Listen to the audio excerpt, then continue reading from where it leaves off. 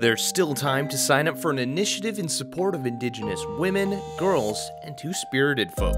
The 5-kilometer run, walk, roll event, in partnership with the Anti-Racism in Sport campaign, is bringing communities together and raising funds for programming for Indigenous women, girls, and 2S folk. Representatives from the Manitoba Aboriginal Sports and Recreation Council and the Anti-Racism in Sport campaign have everything you need to know on UTalk. My name is Susan Kirkwood. I'm the Sport for Social Development Manager for Manitoba Aboriginal Sports and Recreation Council, which is the provincial sport body which delivers sport and recreation programming for Indigenous community members across the province. And my name is Daria Hercaro-Palmer, and I'm a project consultant with the Anti-Racism in Sport campaign. This weekend, there is a second annual run taking place. How about we start with you, Susan, and then Daria, you can follow up. What is this event, and what's all going on? Last year, MASRC staff Maura Martina had a vision for a run program to get Indigenous youth in the inner city committed to holistic well-being through the power of sport and recreation. With Athletics Manitoba, they co-created a running program which went to Children of the Earth School here in Winnipeg.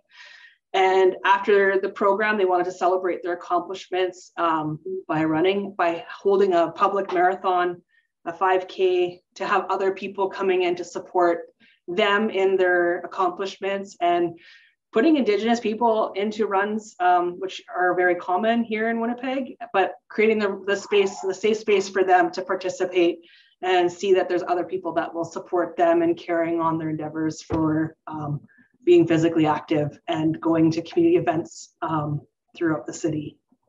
So this year, it's a little bit looser. We've added an accessibility option.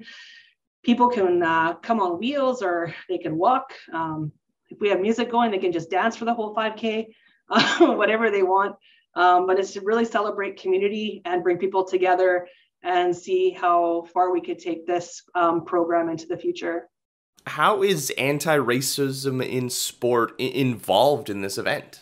We originally started being involved in the event mainly as a connector. So we're not a service-oriented organization like MASRC is, but what we are focused on is promoting anti-racism initiatives and anti-racism programming. So we connected originally Brooks, which was the sponsor for the t-shirts from last year, to MASRC, and then also brought Athletics Manitoba on board. So we played a lot of part in that, mainly on that connector piece, just to support MASRC and in their, in the awesome run that's going to be our second annual one this weekend. And then we also help with event management and volunteer management and support MASRC in any way they need in order to make this program happen. And one of the big pieces about anti-racism is also providing sport opportunities for First Nations, Métis, Inuit, Black, racialized, and religious minority communities in Winnipeg. And by providing those sport programs is in itself an anti-racism initiative. So that's what we're liking to do is to be able to support them and to broaden their reach across the city. I really appreciate events like this.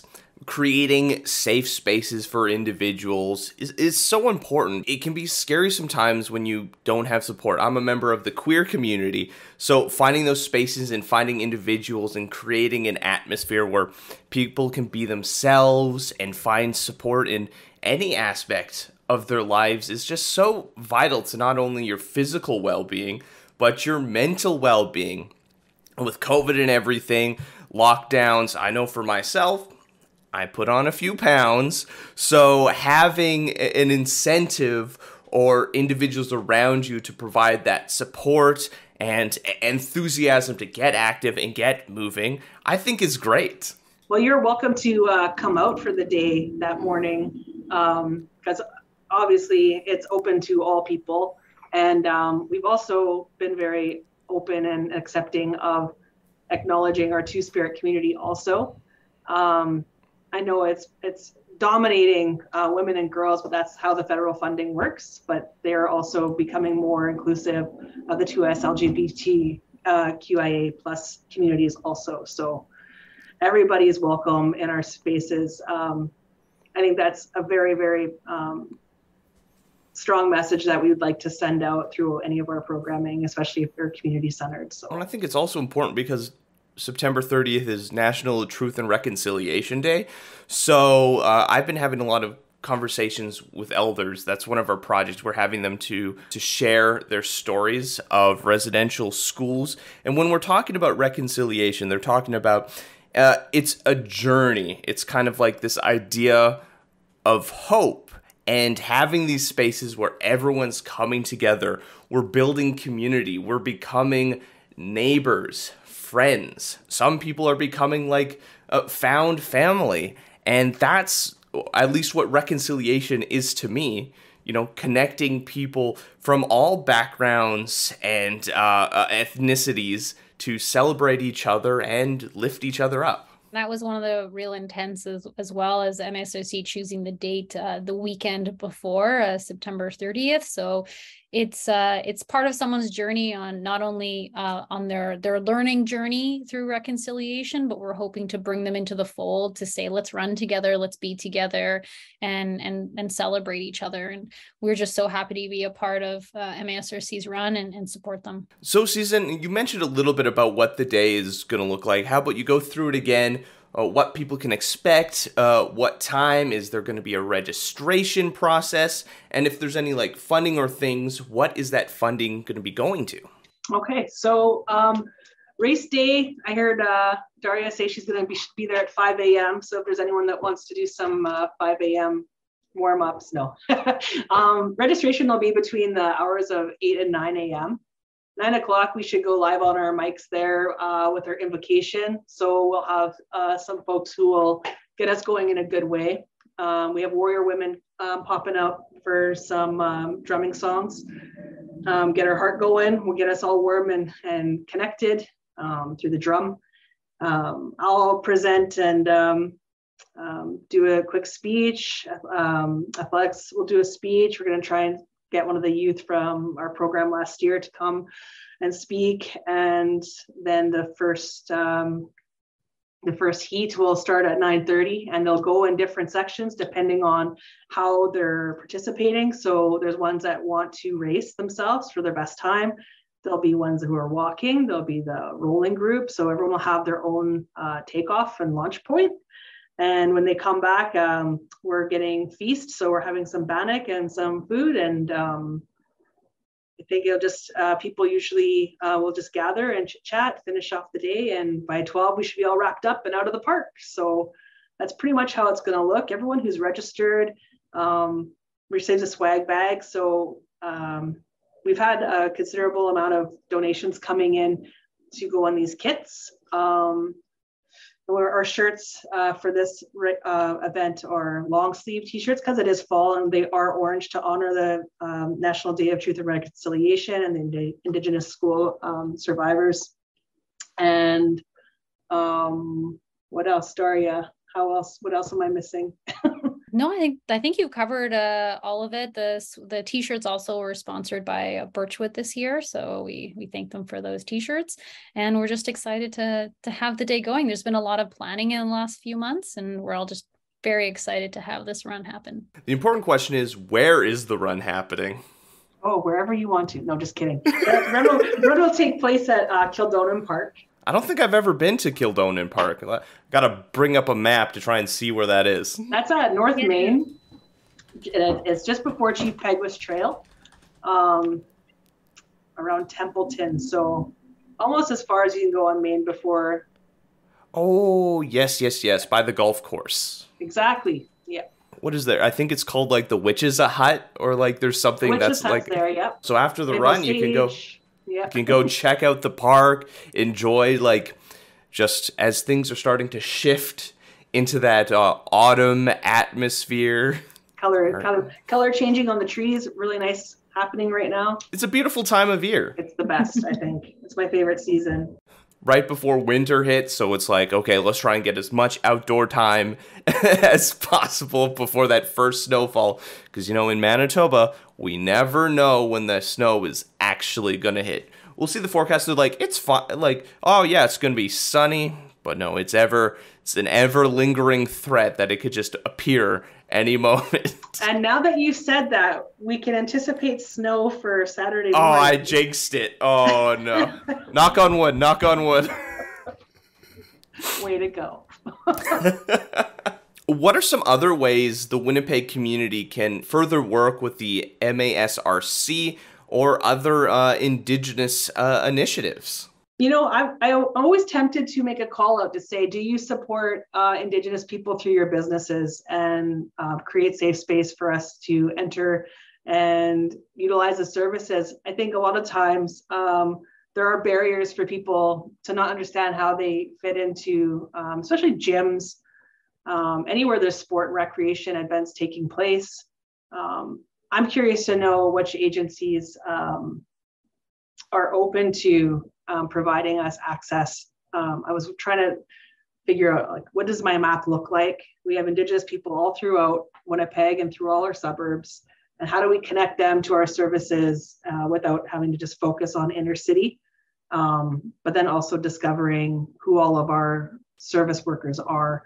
I can't honestly say personally for MASRC how other organizations could support us, but we do have the National and Aboriginal Hockey Championships we're hosting next year.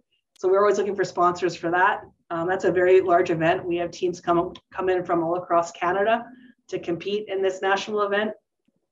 We're sending off teams to Halifax next year for the North American Indigenous Games. And we also have the North End Storm, which is our North End hockey program. And this is not just for Indigenous youth. This is for all youth who face barriers to sport in North End. And we support that. So anything that they can give, I guess, to say, hey, we're paying attention. We know you're doing good work out there. And how can we support through sponsorships or otherwise? That's always super cool. That's the only thing I could think of really offhand. So probably a lot. The anti-racism in a sport campaign, there's various initiatives that you're involved in. How is the campaign going? I know one of the things is identifying and disrupting all forms of racism within sports. So, what are some things that have been identified? How have developments been going? One of the big pieces of the campaign was our research project that we had completed last winter. And so based on the findings from the research, we implemented them into a anti-racism sport accord where organizations could sign on to their commitment to anti-racism. And some of the pieces are creating an anti-racism in sport policy, collecting race-based data, and then also doing an EDI audit within their own organization to understand more about where does the organization fit within the lens of anti-racism and what more could they do as an organization. So as organizations, we hope that they can take some of those recommendations into scope within what they're doing with their board or with their teams or with their coaches. But we also offer free training for any sports stakeholder. And this is a 3-hour anti-racism and sport training module. And you can find out more information on that on our website at antiracisminsport.ca.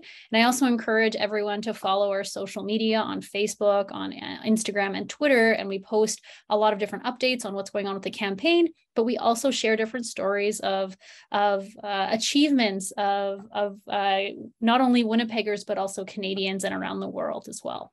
Well, I mean, the more people we can get involved in sports, our teams only get stronger. Everyone brings something new and unique to the table. So, why not, bring our teams and get them to be, so we can dominate the sporting world. Yeah.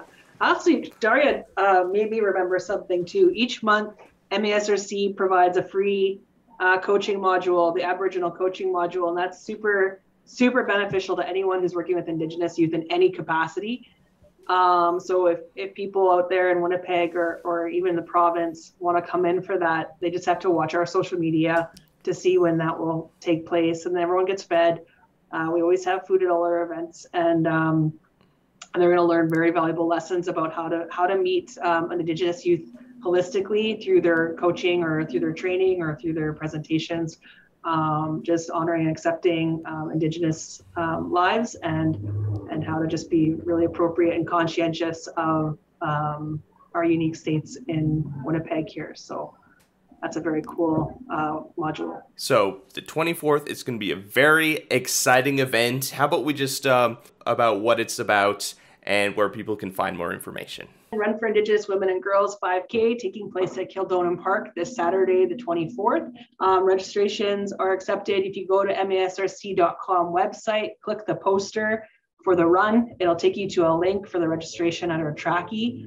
And yeah, that should get you all hooked up. We may or may not accept walk-ups during the event.